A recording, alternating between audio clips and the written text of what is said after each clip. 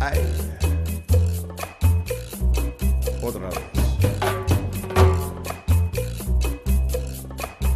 Come here. Let me say something. I remember Tampa, the way she used to be, the places we would run to, the faces we would see. Yes, I remember Tampa, those precious memories, a city rising on the move, a simple yet progressive groove. I remember Tampa, and she remembers me. Yeah. She remembers me.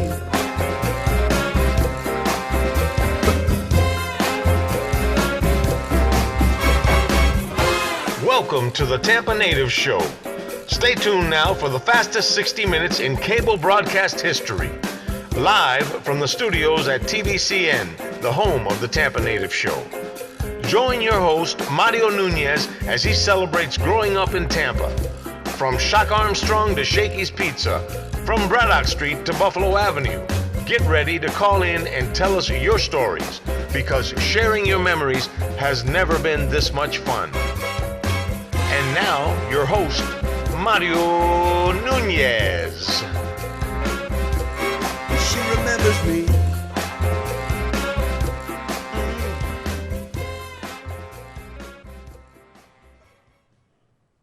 Hi, Tampa Native Show fans. Welcome back to this, your Thursday night edition of the Tampa Native Show. You know, it's the only show of its kind anywhere on television or on the web or on the worldwide. You know what I'm talking about, right? This is the only show where we get together each week and look back fondly with love in our hearts about a Tampa arguably that no longer exists. Tonight, as your guest, Mario Nunez, I'm here to tell you, get ready. Get ready to call in, get ready to share your stories, because we have sitting here just to my right, Mr. Marty Fleischman, who's going to be joining us in just a couple of minutes. And I hear you at home saying, did he say Fleischman? Fleischman? I remember Salty Saul Fleischman. Is that one of his sons? You bet it is. And Marty's going to be here to tell us all about what it was like growing up in that household. In addition, graduating from Plant High School. In addition, graduating from the University of Florida. And especially tonight, we're going to be talking about his 41-year career working in World Jai Alai. Okay, just to set the stage. I want to say a great big thank you once again to our guest last week, Miss Jai Alai, who is now in Toronto, Canada, probably cheering on the Blue Jays. Who knows? I'm thinking that maybe so, although she is from Australia, so maybe there's having to do with cricket or something, I'm not sure. But Jai, thank you so much for being here with us last week and for showing up on Saturday to do that private personal presentation. It was really an exquisite show last week. We had a nice turnout. Thank you to the Braid, and I'm gonna make sure that I read this so that I don't forget. The Braid Mind, Body, Energy Center, formerly the Casa de Lala, right there on the corner of 19th Street and 5th Avenue in Ybor City. Thanks to Debbie Natter and to Manny Alvarez for the use of their wonderful facility. If you haven't checked it out, gosh, you might want to get over there. Great venue. Historic on the National Registry landmark, and they do wonderful things there. That's the Braid Mind, Body, and Energy Center. Also, let me remind everybody, if you're new to the show, that you can watch last week's show with Jai Alai and every show, including this show next week, at 8 o'clock. Right after this show, turn your channel, Verizon to 36, Bright House to 638. And if you're on Comcast, stay right there, because last week's show will replay on channel 20. I want to say also, this Tuesday, your Tampa Native Show hosts were at Bloomingdale Library, and we were guests of Mr. Scott Peeler and the Brandon Area Genealogical Historical Society. That's a mouthful. BAGHS,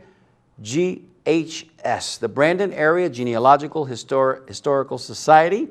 We had a great time. We were invited to come and be their guests for the evening and let them know all about, we do the same thing kind of when you stop and think about it. Theirs is this, genealogical historical study of all things Brandon in the area, and of course what we do here, preserving Tampa's history. So that was a raucous affair. Scott, thank you so much for having us out. Thank you for introducing us to your colleagues over there, and we will look forward to doing it again in the very near future. Spoiler alert, before I forget, just a little preview, sneak preview about next week's show. Robin Sibukow, Rodney Justo will be back here in studio together to talk a little bit about Cuckoo Cuckoo, talk a little bit about the music scene in the 1950s, 60s, and 70s here in Tampa. Also talk about East Tampa. Robin recently was interviewed by Paul Guzzo, where he was quoted extensively, and Paul Guzzo did a real nice article on some photographs that spurred this conversation about roller skating rinks in the early 70s in the Tampa Bay area, specifically in the 6 Mile Creek area. Okay, so we'll be talking to them next week. Remember, when you call in tonight to talk to Marty and ask your questions or give your comments, if you get a busy signal, you probably won't get a busy signal. You'll get a crazy recording that says you need to dial 0 or dial 1. I know it's a little distracting, but to be honest with you, we only have 2 lines here, and the phone system is a little antiquated. You should get something that says, phones are busy, please try again. You're not going to get that. You're going to get something that says, hey, you got to dial 1 or 0. Just hang up. When you see me about to dispatch Robert Gonzalez, because he's going to be calling here pretty soon, then just you call in at the time that you see me disconnect. That'll increase your odds of getting in. The first week, Angelo Ramori couldn't get in. Marilyn Messina couldn't get in. Mike Marino tried to call. All of our wonderful fans, and they let me know about it on social media and emails. Hey, what happened? I'm so sorry. But tonight, try again. All right. When you call in, give us your Bolita number. We're going to be giving away a Tampa Natives t-shirt tonight. But I don't want to waste any more time. Let's bring in our guest. Give me the 2-shot, Becky. Ladies and gentlemen, it is my great privilege, my great honor to introduce to you this guy, hey, Mr. Buddy. Marty Fleischman. 41 years working in Highlight. Growing up in Tampa when Tampa was Tampa. Didn't hurt to be the son of Salty Saul. I bet that opened a few doors for you as a kid, huh? Mario, first I want to say how great it is to be here, what an honor it is to be here with you. Thanks, buddy. I can't believe what you've done with this show and the website. A guy that was a ball boy in 1979 there he is. When I was at Tampa Highlight. Here we go. You still had hair. What happened to my hair? You know? Let me tell you, it's gone, but I still have a little bit of it. Yeah, it was fantastic growing up here in Tampa. And, you know, Tampa was a small town when I grew up. Yes, and now it's very large. In fact, where I live was the woods up in Citrus Park and Carrollwood area. But it's great to be back. You know, I left in 1980. I was gone for 30 years. I told my wife, Sue, I said, we're going to be gone for a few months. They transferred me to Miami Highlight. Took 30 years to get back. Now I'm back. I'm loving it. Feels good to be home. I tell you the time that, and you know, Marty, that I worked in the airline industry for a hot minute. And although you travel all over the world, and you traveled extensively as well, I'm sure you made the tour up north to Bridgeport, to Hartford, you know, Hartford to check out the scene up there with Highlight in the off season here in Tampa. But man, when you fly into TIA and they open the door and you get that first whiff of the salt air, you know, and you know you're home, man. Yeah, nothing like it. No place like it. Tampa's the best. Ybor City with all the great foods and the great venues there. I want to give a quick review, I guess we could say, of, you know, tell us a little bit about where you grew up geographically in the city, your elementary school, your junior high, your high school, and maybe some of your pals growing up. Who were those guys? I hope it's not boring to our fans. Come on, man. Come on. I'm born and raised in Tampa. My mother was born in Ybor City, believe it or not. Grew up in Ybor City. Pretty spectacular. My grandfather had a Sunshine department store right on 7th Avenue, right across the street from Cuervo's, right on the corner. Sure. I grew up having flan at Cuervo's. South Tampa, I grew up on South Lincoln, almost across the street from WTBT, which was fantastic for my father. He could actually walk to work. Yeah. So I went to Mitchell Elementary, Wilson Junior High School, Plant High, and I'm a Gator. Doesn't get any more Tampa native than that, my brother. And it was, born at the old St. Joe, perhaps? I was Tampa General. My brother was St. Joe. There you go. I was Tampa General. And you know, now I look back, and I'd like to go back and see what Mitchell looks like and Wilson looks like. And they don't call it junior high anymore. They call it middle school. What is that? But now, I don't know if you know it, I retired from Highlight. I'm working for the Hillsborough County school system. I fix computers, and I go around to the elementary schools and fix computers for them and having a ball. And I want to go back to Mitchell and see what... You have to go back to Mitchell. What happens is, I think the schools get smaller as you get old. You know, when you were young and you go to those schools, they're huge. Big campus. Now they're little when we get older. But it was great. It was great growing up in Tampa. Fantastic. Riding your bikes everywhere. Listen, yeah. I was the first one. I rode my bike, and everything I did, I got caught. You know, I don't know how. You know, there's a network of people that call your mother and tell you. Of course. I rode my bike across the Howard Franklin Bridge 3 days before it opened for the first time. Marty. So had the barricades open. Marty. And we rode our bikes down Kennedy across the bridge and wanted to get over the slope and go to St. Pete. Came back, and the next day my mother says, "Did you ride your bike on the Howard Frankland?" How do they know? Before, I got caught. Before cell phones, before social media. I got caught. Before GPS.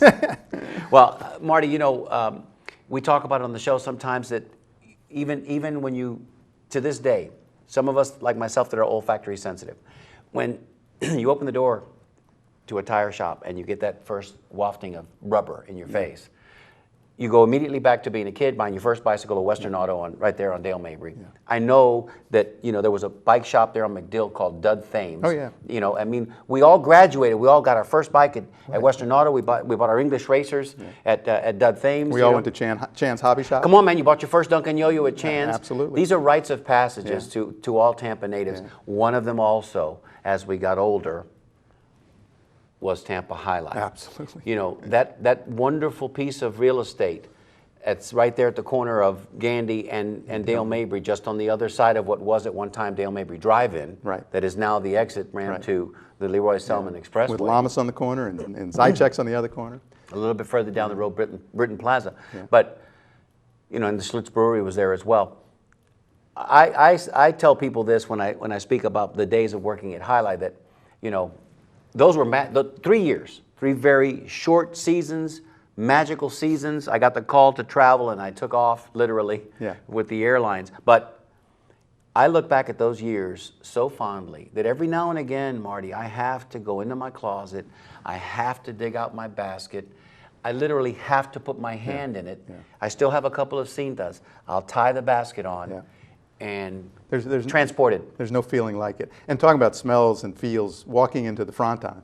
Before it was real smoky, but right. But the feel of going out on a Jai Alai court, which most of the fans probably never get a chance to do, and isn't that a tremendous feeling to walk out on that court?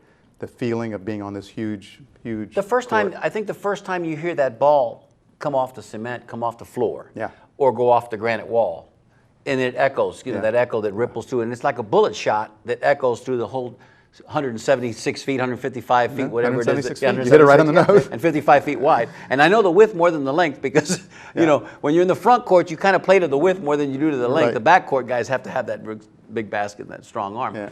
But we do have some photographs, Marty, that we'd like to show. And I know we talked about it before. Each one of the photographs has its respective story. We're going to try to keep the stories brief. I'm going to give you all the room you need. Wait a minute. I'm Salty Sal's son. How can I keep it brief? Exactly. And tell me what it was like going into the studio with your dad and playing shenanigans with Ernie Lee. I mean, what was what went down there? Give me a good Ernie Lee story before we get started. Ernie Lee. Well, he was on on early in the morning. I was still sleeping. Mm-hmm. But I used to go in the studio with Andy Hardy was there. Oh, okay. And one of the funny stories that Dad used to always tell on the set like this. He was on for Budweiser all the time. Of course. And he did live 60-second commercials. They would say, okay, just wing it for 60 seconds, and he could talk forever. So he would do all right, let's do the Budweiser spot, and he would take the can of Budweiser. And of course, the stagehands before the show often would shake the can up. Oh. So he'd say, okay, and here's Bud, the king of beers, and of course it'd splash everywhere. And, oh God, they did it to me again. Do things like that. I remember going to WTBT when he actually did wrestling. Before Gordon Soley did it. Okay. They had it at Saturday mornings at WTBT sometimes. Oh, wow. He'd pull up a chair like this and say, okay, my brother Saul and I would sit next to the ring, and he'd be, interviewing Eddie Graham, and then the Von Brauners were famous back then. Gentleman Saul Weingroff was sitting next to him. And I remember one show we were sitting there. This is the story I'm just telling you this, but Gentleman Saul Weingroff came, and Eddie Graham had gotten a transistor radio presented to him as a present. And Dad saying, "Oh, that's beautiful, Eddie, a beautiful transistor radio." When transistors just came out, Gentleman Saul Weingroff ran onto the set and with his cane bashed it and broken it in a million pieces. And then it was terrible. And after the show was over, I went over and looked at the radio, and there was nothing inside. It was empty. It was a problem. They knew what they were doing, Marty. Gosh, they knew what they were doing. Becky, let's start at the top with those photos. You can give them to us in any particular order that you like. Marty, you go ahead and tell us, and then we've got a surprise for you, Marty, before we get to our phone callers. What you got here? Okay, that's you. That's a wonder. Yeah, that's me. And let me just talk about this real quick. I just want to say that thank you again to Patrick Manteiga, and like I said, the newspaper, the only trilingual newspaper in the United States of America currently and ever was, still in publication 100 years later. They're going to be doing a little promo for us each and every week, and this is kind of the template. It's going to say, Jai Alai is back with Marty Fleischman, as in this week. Fleischman being misspelled, of course, but we're going to fix that. And then next week's show, and then so on. So look for it on Fridays. Look for it tomorrow. Every Friday will be your reminder of what's happening next week on the show. Next photograph, Beck. Thanks. Is that Roland Montega's son? It is, absolutely. And Victoriano's grandson. Victoriano Montega, Roland Montega, and Patrick. Because let me tell you, La Casetta always took care of us at Tampa Jai Alai. It ran photos every week, and Roland Montega took good care of us.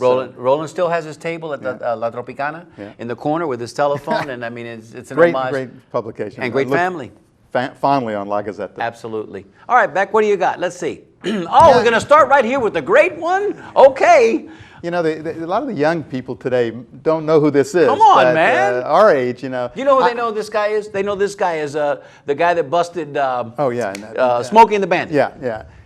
Buford Teen Justice. This was towards really, I got hair there, but this was towards the end of my career at Miami Jai Alai. In the late 90s, I got a call one night, and out of nowhere, Jackie Gleason says to me, I was a corporate PR director, and says to me, I'd like to come over and see Jai Alai. Is there a place for me? And I said, Jackie, I had seen The Honeymooners. It's the Jackie Gleason show. One of my favorite movies was The Hustler. The Hustler. Because I was a hustler. I was a pool hustler. So he was my hero. Sure. I said, absolutely. And he came over, and we sat in a box at Miami Jai Alai, just the two of us, watching the game. And I tell you, he was the nicest guy. And I take it personally how people respond to Jai Alai, like you do. Right. And if somebody doesn't like it, which is very few and far between, I'm offended.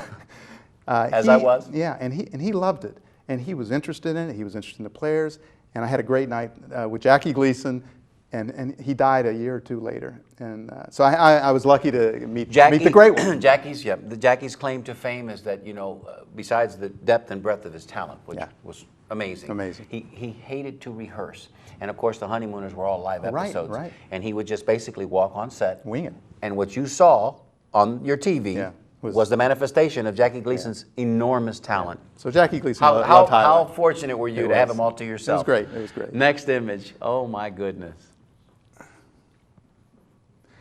Okay, that's an interesting photo. That's at Tampa Jai Alai in the 70s, and I'm going to test you. I don't know if you know, that table is actually University of Florida stars, and we had them in the Concha Club at Tampa Jai Alai. Can you tell me who the one on the far right? The far right is John Reeves. I know Reeves. John Reeves is the far right, and you mentioned to me who the others were, but I'll let you go ahead because I'm having trouble seeing. It's a little bit far from me. Yeah, but I know you know, and we know it's the 70s Marty's because that's a hell of a leisure suit you're wearing. I know.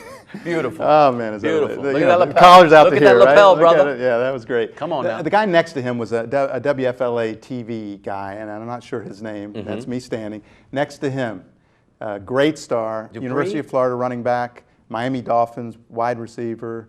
Nat Moore? Nat Moore. Yeah. The guy next to him, it was a punter. All SEC punter. I can't remember his name.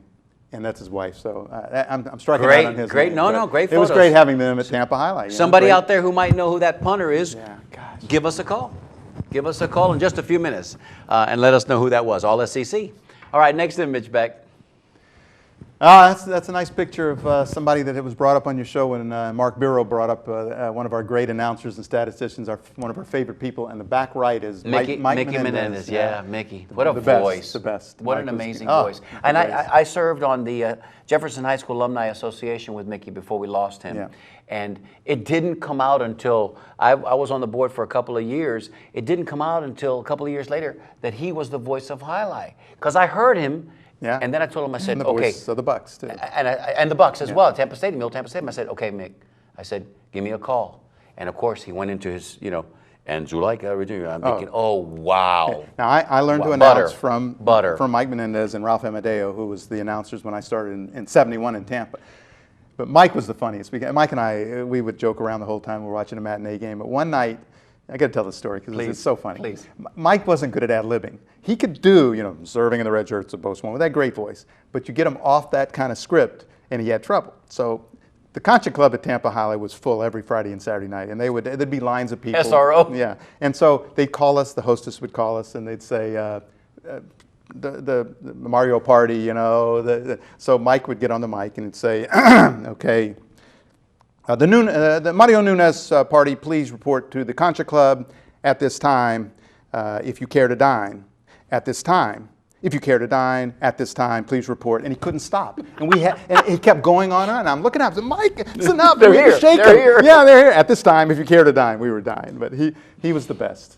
At that other picture also had in there my lovely wife, Sue, who they took it off. But that was one of the best things. I met my wife at Tampa High Line. Wow. That was the best thing that happened to me my whole career. Come on now. And we're still married 35 Was she years. working there? Or was she was. Okay. She was the, I say she was the There it is hostess. again. There she is in the far left, my wife, Sue.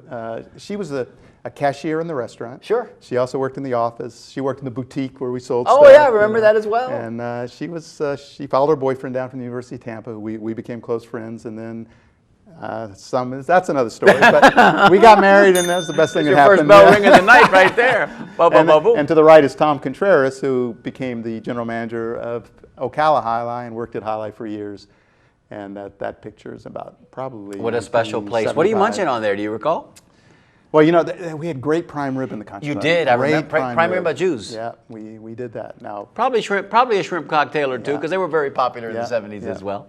Next photo. Okay. Let's talk about this one. This is a good one. I don't know if the fans can guess who this, but there's some good There's some celebrities in VIPs there. Yeah, there's some definite VIPs there. Far left of the screen, Art Pepin, who is... Need you say more. Need to say more for Budweiser distributor, who was great. Now, who's the guy next to him? Oh, that's George Steinbrenner. George Steinbrenner. Another story, George Steinbrenner sitting in the Concha Club, probably that night, overlooking the court, loving Jai Alai, watching the players play, getting mad when he loses his quinella. George Steinbrenner. Getting upset and turns to me and says, "Fire that player. He dropped the ball. Fire him." I said, "We're not going to fire him, George." It was unbelievable. And he was serious. That's Giles Ellis, who was the assistant manager at Tampa High. Became general manager at Ocala. Great guy, Giles. Tom McEwen. Tom McEwen was like my mentor and my savior. He helped me so much in my career. I can't say enough about him. I got stories about him. We didn't get him on the show before he passed. One of the big regrets. I know. And he came to my birthday party when I was 40 or 50 or whatever the heck it was. His son Ricky is one of my closest friends, Rick McEwen. Maybe you can help us get Rick on the show. Rick might do it. Maybe he might do it. He can represent his dad and tell us some of those stories. Oh, he's got more stories. But Rick and I have been friends since junior high, and a great story about Tom and my father were close friends. And Tom actually moved in with my father for a while. And when Rick had a problem, he moved in with me. We passed it on generation after generation. Close families. But Tom also, I wrote my first feature story in 1971. PR director at Tampa High Line. I think I'm hot stuff out of University of Florida. Big time. And I got Renato. I sat down with Renato. I said, Renato, I'm going to write a feature story about you. So I wrote this great story, long sentences, beautifully structured like an essay. Take it down to the Tampa Tribune. McEwen says, "Fleischman, what are you doing?" I said, "Tom, I got a great story on a highlight player for you." He said, "Let me take a look at it, Fleischman." And he took a red pen, and I'm telling you, he took every sentence, edited that sucker so much that I couldn't even read it, and he says, "Okay, this is what you need." And he took every one of my complex sentences and made it in like 3 words and destroyed my ego. But he taught me more about writing a press release. The next time you come here, write it. Simple sentences. The people are going to read it, aren't going to look at all that stuff. They have attention span about 3 seconds. And he taught me how to write. Next time I came, I brought him a story the way he wanted it. He ran it, and he was really a great proponent of Jai Alai.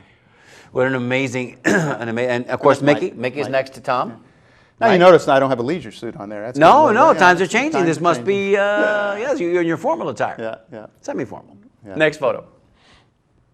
Oh, I love this shot because I don't know if we'll be able to get too close, but this is the entire roster. What year was this? This is early. Before you. I was there, but that's really early because I can see Pablo and Salon, and that's early 70s. Okay, you probably weren't a ball boy yet, but you recognize. Not yet. That's Salon before his mustache. That's Laka on the left corner there, 35, real young. Boulevard, 47, looks like a kid. Look at him. That's probably his first year. Yeah, he looks like a kid. Mondras next to him, 37. 43 was Renato. Look on the far right, number 20. Soriano's 20. Sorry, Soriano. Yeah, Luis without his mustache as well. I was going to ask you what number Renato was, but you mentioned 43, right of course. And what I did was my closest buddy on the roster became my brother, my hermano, is Salon, number 30. There he is right there, Ricky. Sure. I made that for his birthday a couple years ago. And I look at him in the far left. That's when he actually had hair. And that's in the right is when I went to Durango, Spain, and was with him. And actually, Garonio's in that picture on the top right. Did you help write the little bios in the program? No, I wrote them. You wrote them. Okay. Them. So Crafty, tell me if you short, did crafty, short, crafty, wily, Giant Killer was Jesus, Giant Yes, Killer. I You wrote that. Yeah, Excellent. I wrote all this. What did you write about? Ladies and gentlemen, stay with us. What did you write about Durango? Excellent front quarter, and he's. Oh God! I know what was his thing? What was great reverse, great rebote. Because why? Because he was left-handed. He was left-handed, and most people don't know that story. You're great. I can't believe you remember that. Hit me. Most people don't know that you're not allowed to play highlight left-handed. There are only 2 sports in the world it is illegal to play left-handed. One of them is highlight, and the other one is handball. Polo. That was actually because you've got to come off the right side of the horse. That was actually a Jeopardy question, but that is true. You're not allowed because people say why, and the highlight court is constructed with the front wall, side walls on the left. Correct. And if you threw it left-handed, it would hit the sidewall and go out of bounds. So one of my closest friends, Herb Gould, is left-handed. He and I started playing highlight together in college, and the poor guy goes out on the court and says, "You can't play left-handed," so he had to put it on his right hand. And Herb became a pretty decent highlight player. Well, because your strong hand is the reverse, man, because you're pushing with the left. But that forehand, how do you do it? How do you get strength out of a forehand when you're left-handed? Well, but Durango did it. Well, he was a good-sized guy, too, as I recall. He was I can't put believe together. You remember that. Come on, Marty. Listen, there's so much that we have to talk about. I'll tell you a little side story real quick. I had on a flight going to Madrid, Jesus. Okay, and I went up to first class where he was sitting, and I kind of tapped him on the shoulder. He turned and looked at me, and I said, "Jesus, forgive me," but and I explained to him who I was, and he remembered me. Yeah. This was in the early '90s. He remembered me, and we started talking. I got him to sign a little something for me. I told him, I said, "Jesus, I want you to do something for me. I want you to sit down on your napkin, and I want you to write down all the numbers, players, from 10 all the way to 54, your number, 54, and see how many you could remember." And together, the two of us put the entire roster together. Now, Jesus. And we still do it. I can still do it to this day. He's like 5'5", 5'6", one of the top players in the world. His brother was Juan, who played in Miami. I don't know if you know that. Juan was his brother? Yeah, Jesus Alaberrieta, and Juan was his brother. Juan was a big dude. No, but Juan was not the big Juan. Oh, okay, that was the back quarter. But the short Juan in Miami was the one that had the most serious head injury. He got hit by one of our players, a direct shot right to his helmet. Oh, wow. In fact, that's one of the shots we used to show all the time. Poor guy, I mean, he went down and was unconscious. And he crossed in front of the guy when he was throwing. I did see that. Show you how dangerous highlight is. I saw that clip. Yeah, and that was his brother. I think he was wearing like the brown shirt of Post 7 in the clip, if I'm not mistaken. All right, let's go to the next, because callers, I'm sure, are getting ready. They're getting antsy to call in. Next picture. I'll try to remain silent. Oh. Hey, who's that guy? Now, that is me. Miami Highlight. That's at Miami Highlight. The reason that picture's there is because that was one of our greatest moments. We were featured on Miami Vice, so they did an episode, Miami Vice, called Kill Shot. And I actually got to be in the episode, so if anybody wants to Google the Kill Shot, Miami Vice, and watch that episode, at the very end of the episode, one of the player got hit on the court. They cut to me, and I had to practice this stunned look on my face of horror. I had to do it like 10 times. They said, look down at the court and be like you're worried. And so, an actor, I'm not, but that was me doing. And I had to announce, "Ladies and gentlemen, please stay in your seats. A player has been hit. Please stay in your seats." And that's my horror look. Oh, and I think I had to promise I would never act again after that episode. I love it, Marty. I love it. Let me ask you this question, and our callers are calling in because they can't wait any longer. And you know the answer to this. Okay. Perhaps we should leave this question open for our guests, okay? So if you call in tonight, when we open the phones in just a couple of minutes, when you call in tonight, ask your question of Marty. Give us your quick story. And if you can remember, don't Google it. Don't YouTube it, because we will know. Featured in the opening to Miami Vice was a player in Miami at that time who also was featured in Tampa during the late 70s. An excellent front quarter. His number was number 18. His nickname was Lechuga. That's right. Who was that player? You know who it is. I know who it is. Of course you do. All right, next picture. I'm running out of time. I knew this was going to happen. It's just amazing. All right, let's talk about this night. This is a presentation on the court. The far left is Anibo. You talked about Anibo once. He was the ball maker. Very interesting. The pelota. You got we'll come back in just a minute. But Anibo Velez, we honored him on the court. Beitia is the player manager. That's second. Leo, he was our maintenance supervisor. I can still see him sweeping with that dust mop. Yeah, Leo, absolutely. I can still see him Dick sweeping. Garrity, great general manager that we loved, ex-FBI agent. Giles Ellis, the assistant manager, and me, and we did a presentation because Aniba Velez, the ball maker, now he was the guy that gave us the amateurs the used balls to use. Now we used to go to him with our heads down, scared to death of this guy, Aniba, and he would sit there and sew the balls all day long. We're amateur highlight players. We just want one ball to play with, and he wouldn't even look up. It scared me to death when I was an amateur before I worked there. If you threw the ball into the screen and it tore, you were the guy that had to go to Aniba and get another ball. And I'm telling you, you didn't. So, I thought this is the scariest man in the world. When I got to work there, he was the sweetest guy. Every Christmas, I'd bring a bottle of scotch to him. He gave me all the pelotas I needed. He was great. So we honored him. He was probably 40 or 50 years of a ball maker. Sure. Terrific guy. What hands, huh? Can you believe sewing what fingers? The skins on the ball? And then putting it in the vise. Most people don't know that we go through 20 balls. You were ball boy. Sure. You go through 20 balls a day. No, and that was our job. If you want to go ahead and bring it up here, this ball here Marty brought tonight is what you would consider to be una nueva. Yeah. Okay, this is a ball that they would use probably for the ensayo, which was a practice round. When you see them out there warming up before they'd actually play the quinela, they would throw this ball. And this is what it looks like when it's freshly made. It's beautiful. You can see the seams are all pressed nice and neat. And then after just a few throws, really few minutes of play, it becomes heated. The skin becomes rather rough and abrased, pounded against the wall, and we can't get any closer in the shot here, but those green markings are the markings from the wall, and it doesn't take very long before this ball has to be taken out of play.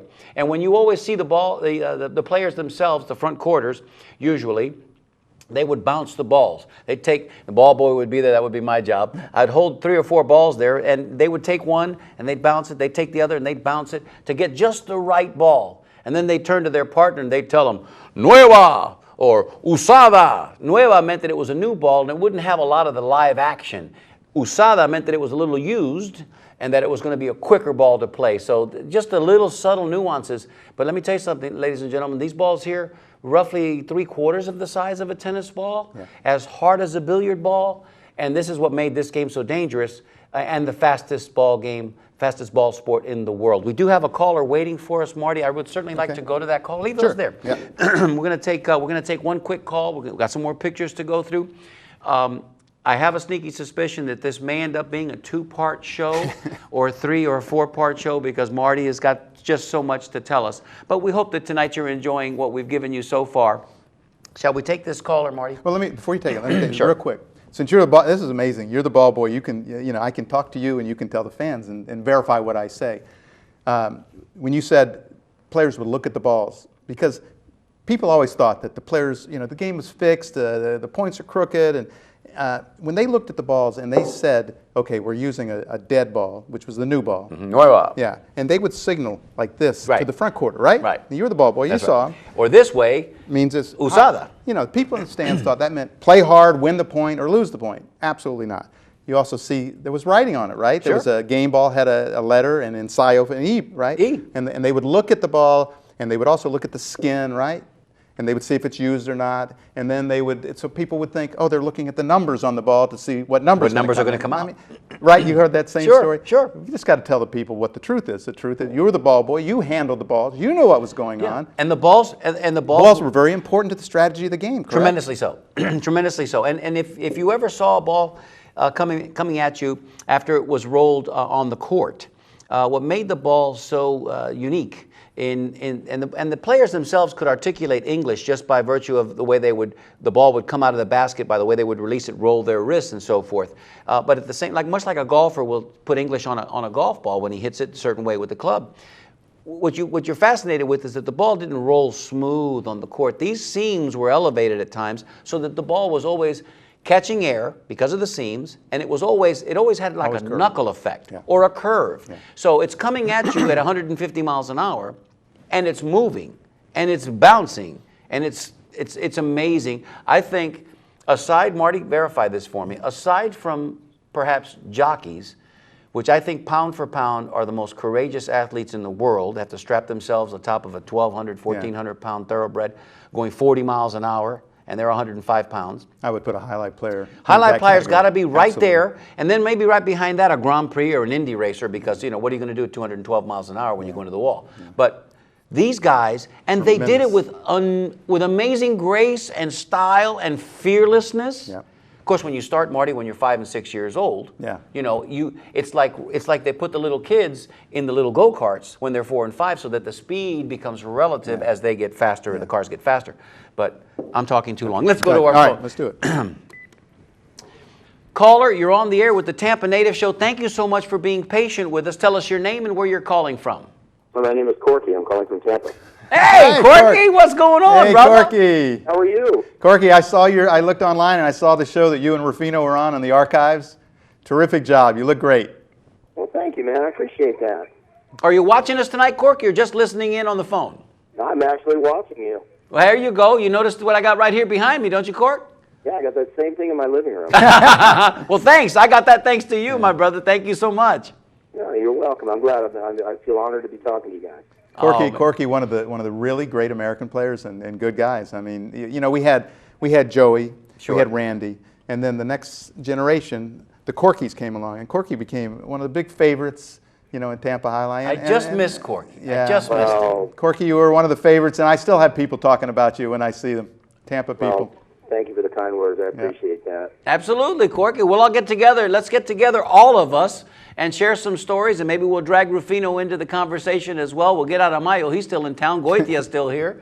Maybe we'll have a little reunion. What do you think? Man, I don't know who's a bigger fan of Highlight than you are. Well, You are huge. I still have a lot of passion for it. I guess I didn't get it out of my system, you know. And listen, Marty had 41 years of it, and I still think I mean, you know, it's not, he hasn't washed it out of what's left of his hair yet. Well, I'll tell you what, one of the things I remember about Marty the most is he never had he was always nice. He was just always a guy you could talk to, and he just always was positive, and it was incredible. And I know I don't want to take up all of your time, but one of the things I will never forget is that Aregi was retiring in Dania, and there were a bunch of people in the audience came to see Aregi. He was the players manager in Dania, and he was in Tampa. He was going to retire. I hadn't seen Marty in years and years. He looked out in the audience and he said, "Oh, it's nice to see Joey's here, Corky from Tampa." And I was like, "Oh my gosh, you're kidding me!" And when he mentioned my name, I said, "Wow, what a great guy! I haven't seen him forever." And he remembered me, and I thought that was pretty cool. That was really nice. Cork, I'll always remember you. Always one of the nicest guys. Appreciate you calling too. I really do, and saying those nice things. Really do. Hey, Corky, give us a lucky number, man. You might just win a Tampa Native Show T-shirt tonight. 14. That was your player number? No, that was Rufino's number. No, that was his before me, and I feel guilty for getting it. Hey, Corky, thanks so much for calling in tonight, man. Thanks, Corky. We miss you guys. Give Rufino our best, and we'll get together soon. I will do that. Thanks for calling, Corky. Thank you, brother. Good to see you. Great to talk to you. Great guy. Pretty neat. Great guy. And a good player, darn good. No, solid player for a long time. Absolutely. For a long time. All right, let's go ahead and give the number. If we get through all the photographs, fine. We do want to open up the calls because, after all, this is the Tampa Native Show where sharing your memories has never been this much fun. The number is 813-977-6800. There it is on your screen. Operators are standing by, or shall I say operator. Sally is standing by to take your call. So please give us a call now, and you can ask a question of Marty or give us a quick comment. Marty, if we get through this show, look, there's only 20 minutes left as it is. We haven't touched on anything. Nothing. I mean, nothing. I'm so old that I could tell you about the stuff in the 70s, the 80s, the 90s. And you're going to get every opportunity to, Marty. So this is, suffice it to say, that this is a first of many shows. I mean, we haven't even discussed the props. You brought your basket. I've got my basket here. So, I'm not even going to fool myself into thinking that this is going to be. So I'll put you on the spot on live TV right now. You will come back? I will come back. Okay, there you Absolutely. go. So that way we don't have to feel like, let's get it all in tonight. Here's what it is, Marty, to use this analogy. You walked into the room, you have a briefcase with you, you set the briefcase down, and we know the briefcase is full of goodies. Yeah. We haven't even opened it. We haven't We're just talking. I haven't even asked you what's in the briefcase. You really need about 5 hours. Yeah. Of course, they would be asleep out there. No, because I think that it suffices to say that there is still an amazing undercurrent of passion. Highlight was such an important part of our lives. Yeah. We talked about this in pre-show. Before we had the Rowdies, before we had the Bucks, before we had the lottery. Oh, it was the place to go. It was a place to see absolutely. and be seen. Yeah. And when you walked in, okay, And you had your best on, man, because you didn't go there half-stepping, Yeah. right? You Oh, didn't yeah. go there. You could go to matinee in shorts and tee, Right. but when you People went Friday were night, well-dressed. woo, were they dressed to the nines? And highlight appeals to women as much to men. We had 50% women. Of course. And the restaurant was full. Because but- they all wanted to date a highlight player because they were Oh, kind of cool, God. sexy cool, Oh, right? my gosh. They were Like, sexy that cool. even more They stories. were sexy with cool. We had our own groupies, right? So then you'd hear this as you're walking in. Dun, dun, dun, dun, dun, dun, dun, Yeah, dun, dun, the dun, march dun, out. dun, dun, dun. Yeah. And we were the ones that had to go kill the lights. The ball boys had to go. When the right. music came on, Yeah. that was our signal, kill the lights, because the players do the march. Right. They salute and the game was on. Unbelievable. Yeah. Okay, 4 or 5. Where do we go next? Caller, thank you so much for being patient with us. You're on the air with the Tampa Native Show. Tell us your name and where you're calling from. Hi, this is Brett from Carrollwood. Hey, Brett from Carrollwood. Have you called the show before? No, but I know Marty Fleischman. First time caller, and you know what, Corky, you hadn't called the show before either. I was so excited I forget to give Corky his bell ring. Hey, Brett, tell us what you know about this fella sitting next to me. I know Marty Fleischman as the Flash, one of the fastest guys around. There you go. I was just curious if he thinks he can still play that highlight. That is my son-in-law. That is my son-in-law. Well, that who is- is still trying to beat me at any sport. The poor guy doesn't realize, and I've told him over and over, I'm the best non-contact sport player. There you go. So we play racquetball. We play, he had Badminton, got a whatever's highlight court. going on. Anything to Billiards. He's a great basketball player, but I don't mess around with basketball. Because you got to have contact. But I will he's- tell you that Marty Fleischman is the king of non-contact sports, and I'm just curious if he can still go out there and play highlight. I just wanted to issue a challenge right here on the air. Oh, he's throwing it down. I love it. I love it. I will say this, Brett. I'm working kind of with the city behind the scenes a little bit, and I'm going to bring Marty in on the conversation because I think it will add some heft to our side.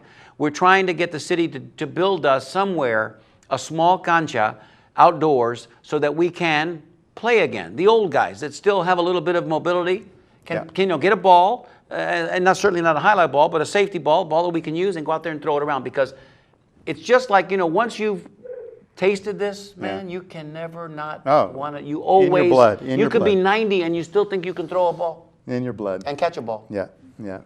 Brett, I'd pay money to watch him do that. we'll invite you, man. We'll invite you to come be there with us. We'll get you to announce the games for us. Thanks, hey, Brett, give us your lucky bolita number between 1 and 75. 17. 17 Orbea. 17 is Orbea, and we're going to go with Brett. That's also my favorite number, too. Thank you so much Thanks for calling. for calling, Brett. Appreciate it.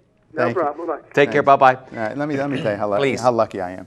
15 I have minutes to go. a wonderful daughter, Shauna, who teaches at Alonzo. Fantastic. But you want the best for your kids, and my daughter married the best. I mean, Brett Berger is a great son-in-law. He graduated from the University of Florida. I love him to death, and that's all you want. I have a great son, Jason, who hasn't gotten married yet. We need to find a girl for him, but You just want him to be happy, man. Yeah, Brett's a lawyer for Manny and Gordon. He loves sports. He loves the Gators. They go to Gator games. So you're very fortunate when you get that Absolutely. type, because family is very important, as we say.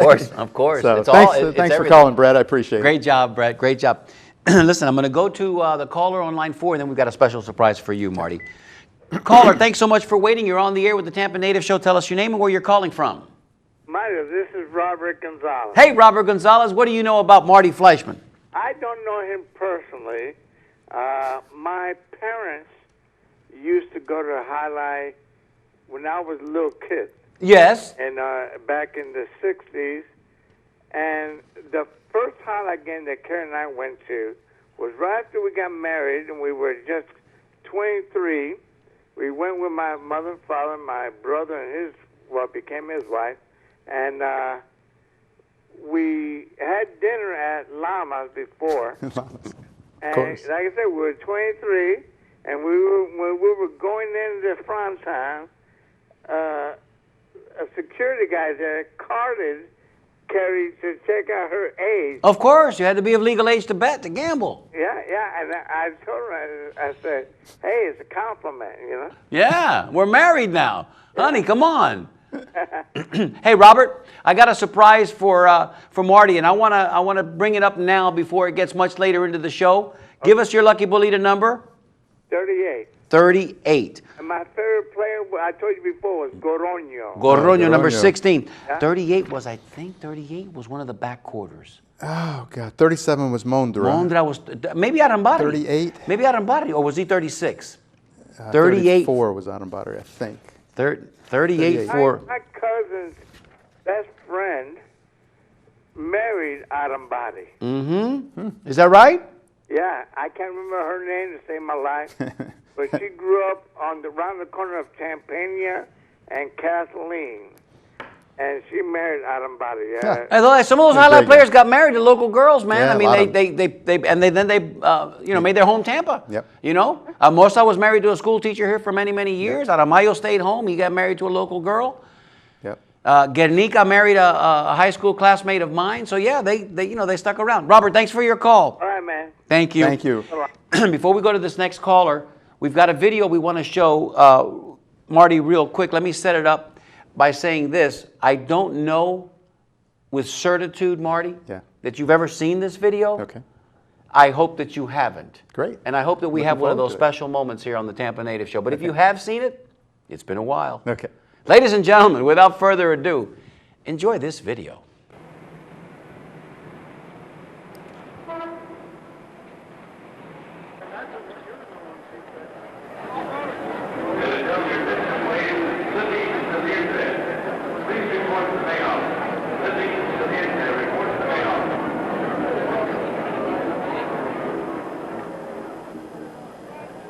I'm an amateur highlight player, and we practice every afternoon. And after work, we do a little running too sometimes. We stay in pretty good shape. The job helps me a lot to stay in shape, and the highlight helps me a lot to stay in shape for the job.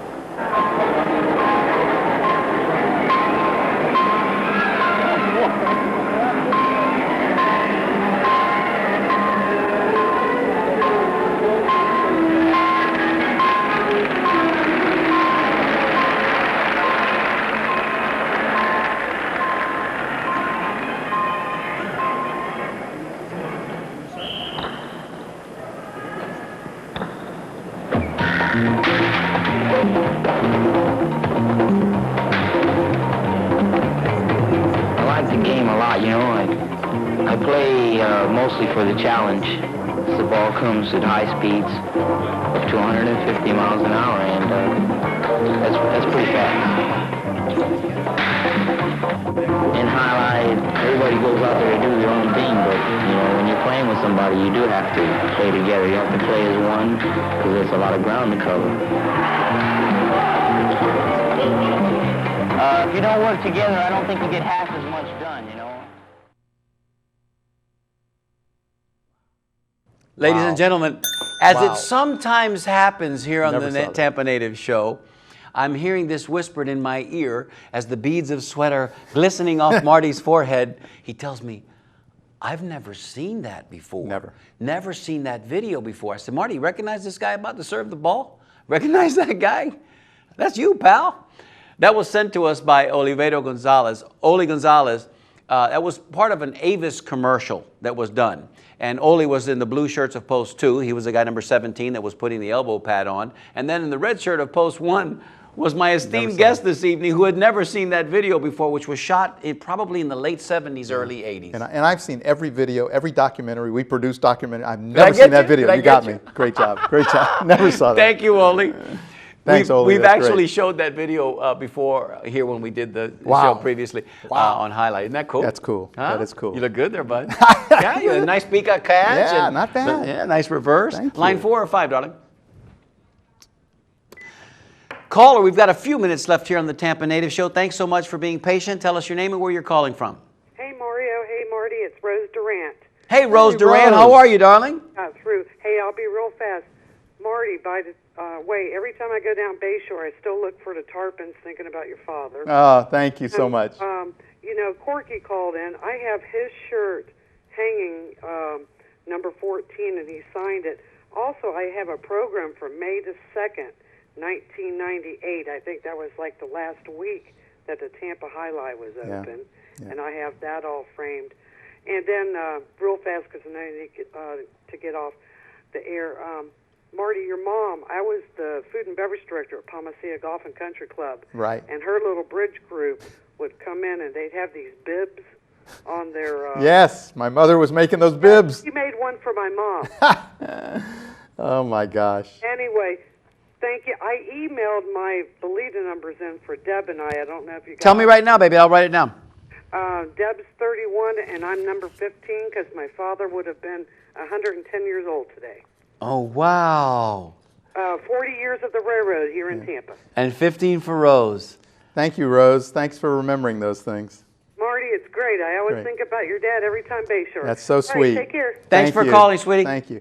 Bye-bye. She brought up my mother. I thought she was going to say, because my mother owned Pauline Fleischman's Kitty Shop on Dale Mabee, right across from Frisch's Big Boy. I don't know Oh, if you of know where course, Frisch's of were. course, of course. And anybody that grew up in Tampa that's my age or Walking your distance age. to Plant High School. Yeah, it was. They bought their clothes at Pauline Fleischman's Kitty Shop. So many people in Tampa bought their clothes at my mother's store and watched my dad on TV. But my mother was, there was only like 2 children's shops in the city of Tampa. And she It was wasn't one too of them. cool being Marty or Saul Jr.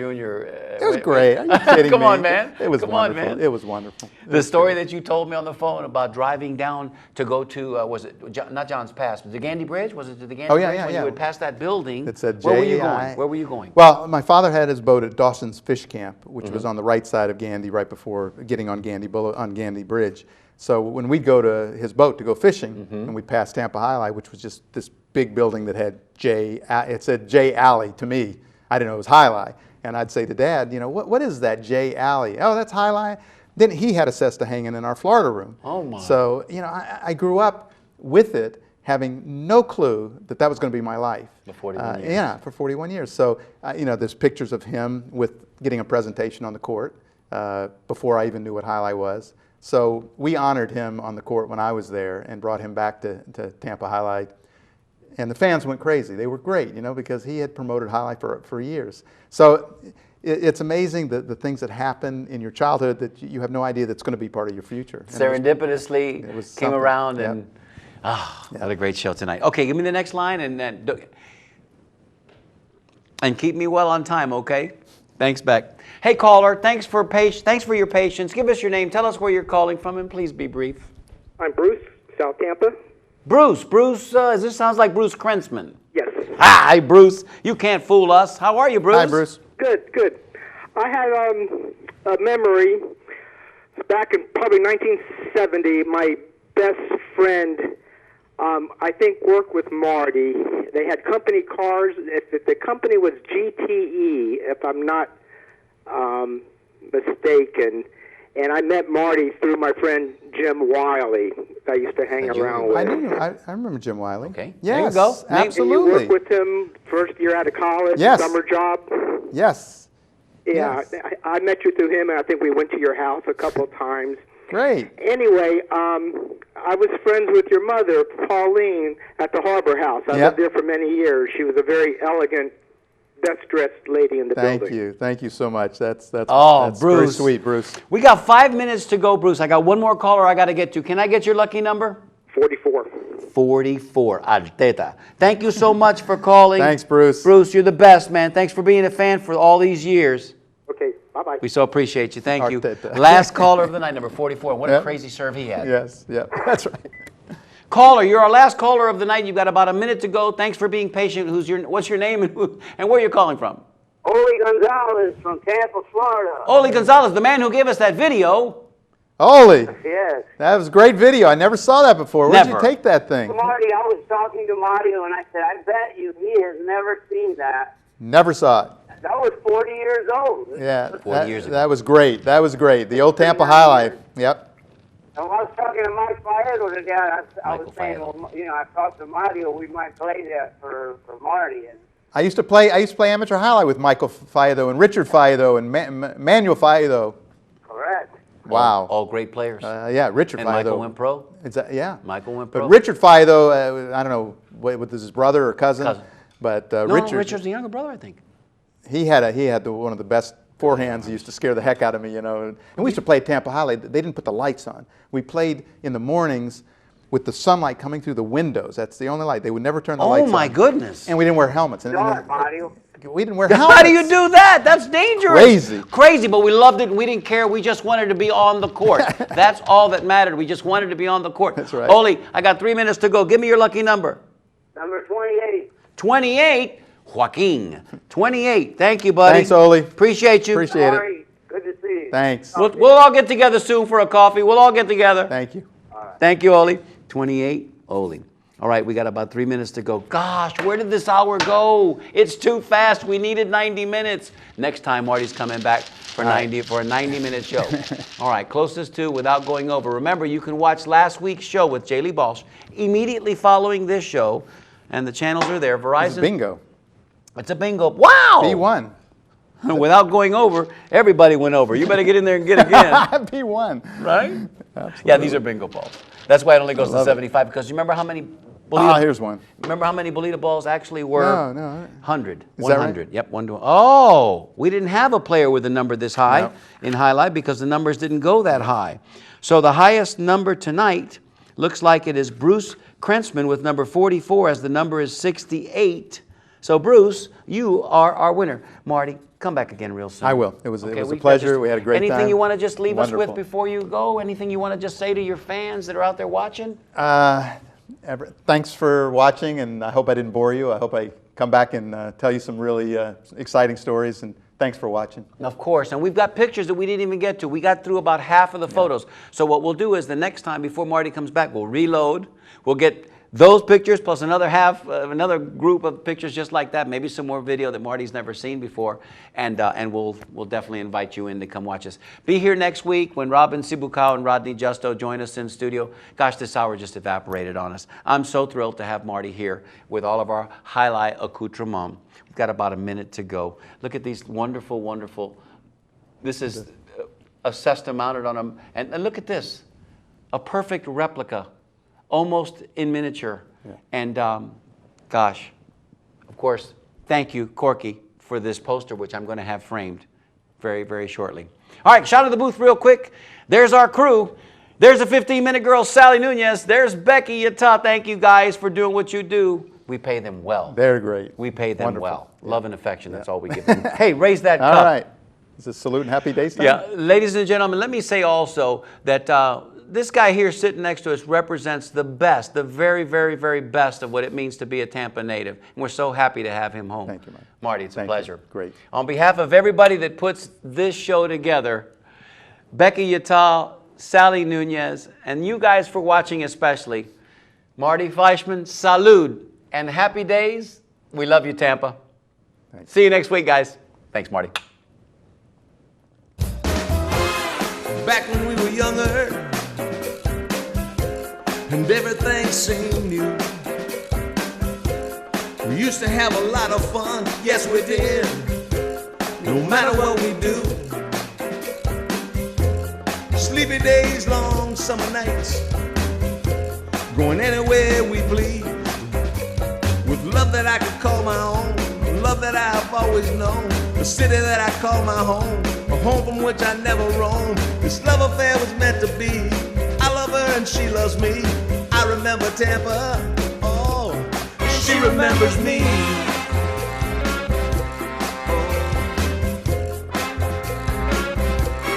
She remembers me.